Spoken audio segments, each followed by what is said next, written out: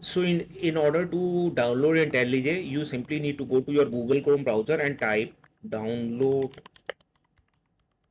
IntelliJ. Okay.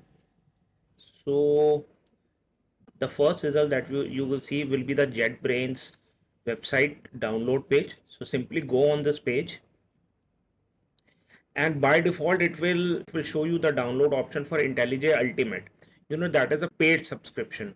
What you need to do is, instead of this top IntelliJ Ultimate, which is a paid version, you need to go slightly below, and you need to go slightly below and you need to select this IntelliJ Community Edition.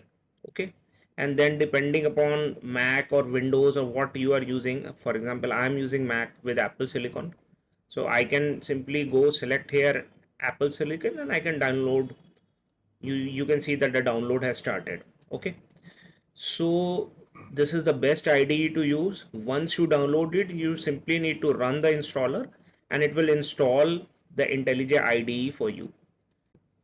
So in my case, it is Apple Silicon. So once I select this, you can see that the download has started.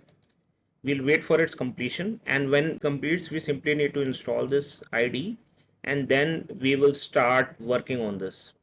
So let's wait for the download to complete.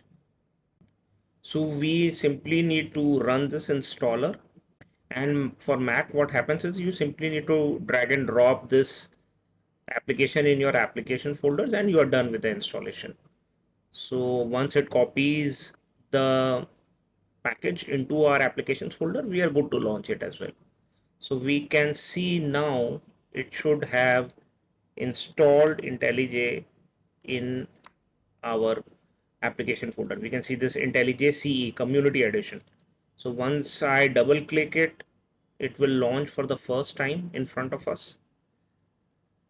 It is asking for approval. Once I approve it, we can see that it has launched.